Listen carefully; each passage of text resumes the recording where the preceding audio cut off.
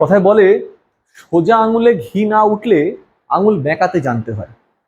এই বছরের যে WBJEE এক্সাম হয়ে গেল, অনেকেই হয়তো তোমাদের বলবে যে পেপার মারাত্মক কঠিন ছিল, যেই মেন্স অ্যাডভান্স লেভেলের ছিল, 2 ঘন্টায় এগুলো 75টা অঙ্ক অ্যান্সার করা সম্ভবই নাকি নয়।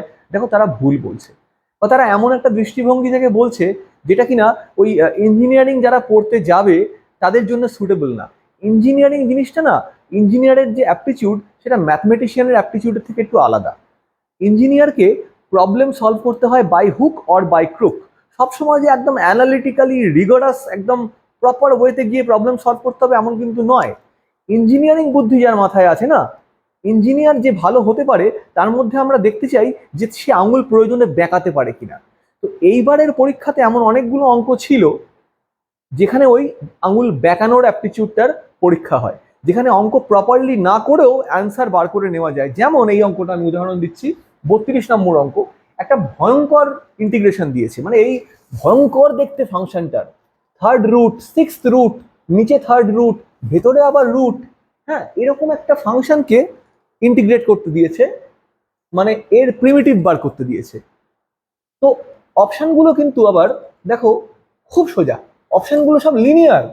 অপশনের যে ফাংশনগুলো তারা সব লিনিয়ার। যে অপশনগুলো দেখবে না, শুধু এই অঙ্কটাকে অ্যানালিটিক্যালি অ্যাপ্রোচ করার চেষ্টা করবে, সে হয়তো পারবে। সে কিভাবে পারবে, অনেক চেষ্টা করে, অনেক ভেবেচিন্তে, অনেক সময় নষ্ট করে। আমি সেই রাস্তায় যাচ্ছি না, আমার এই ভিডিওটার বানানোর উদ্দেশ্য সেই রাস্তাটা দেখানো নয়। সে রাস্তা তো নিজের মতো আছেই, সে তো আমরা করতেই পারি। এটাকে একটা হোল স্কোয়ার হিসেবে লিখে, এটাকে একটা হোল স্কোয়ার হিসেবে লিখে ভেঙে দিয়ে আমরা অনেক কাণ্ড করতে পারি। আমি সে রাস্তায় যাচ্ছি না। আমি বলছি অঙ্কটা দেখে চোখের দেখায় কিভাবে উত্তর দেওয়া যাবে। একজন ভালো ইঞ্জিনিয়ার হওয়ার মেটেরিয়াল যার মধ্যে আছে, সে কিভাবে এর উত্তর দেবে। সে দেখবে আরে অপশনগুলো তো লিনিয়ার ফাংশন, অথচ হচ্ছে ইন্টিগ্রেশন। কার ইন্টিগ্রেশন করলে লিনিয়ার ফাংশন হয়? কনস্ট্যান্টের ইন্টিগ্রেশন করলে। তার মানে এই যে ফাংশনটা এত বড়, এটা একটা ফেক ফাংশন, এটা একটা নকল ফাংশন। এ এক্স এর ফাংশনই নয়।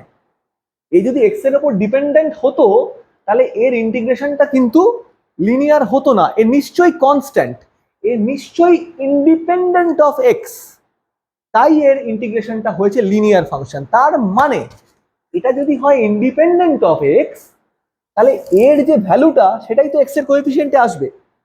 এর ভ্যালুটা ইন্ডিপেন্ডেন্ট অফ এক্স, মানে এক্স এর ভ্যালু আমি যাই বসাই না কেন এর ভ্যালু সেম থাকবে। তাহলে চলো আমরা এক্স এর ভ্যালু 0 বসিয়ে দিই, সুটেবল ভ্যালু বসিয়ে দিই। এক্স এর ভ্যালু 0 বসিয়ে দিলাম, তাহলে এটা হয়ে গেল 0।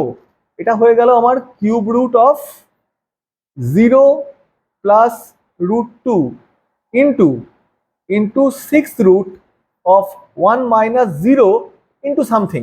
তাহলে এটা হয়ে গেল 1 মাইনাস 0 মানে 1, মানে এই পার্টটা হয়ে গেল 1। আর এটা হয়ে গেল কি কিউব রুট অফ 0/√2 মানে 2⁻1/6।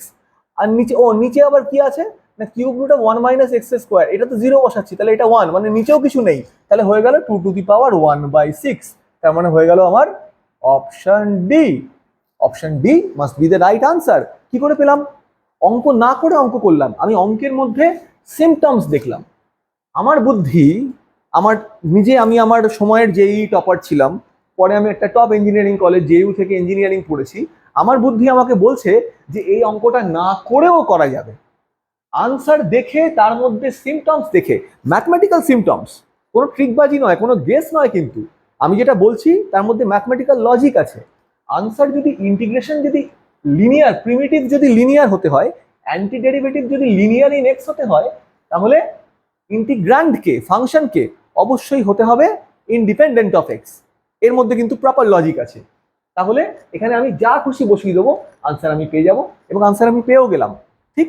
তো যে বলবে যে সময়ে করা সম্ভব নয়, সে ভুল বলছে, তার চোখে এটা পড়েনি। সময়ে করা সম্ভব বলেই করতে দেওয়া হয়েছে। যিনি পেপার সেট করেছেন তিনি এইভাবে বাছাই করতে চেয়েছেন অ্যাসপিরেন্টসদের। ঠিক আছে, সবাই ইঞ্জিনিয়ার হতে পারে না, যে এভাবে ভাবতে পারে সে হতে পারে। ঠিক আছে, এরকম আরো অঙ্ক নিয়ে আমি আসবো, এটা মনে হলো তোমাদের সামনে পেশ করা খুব দরকার।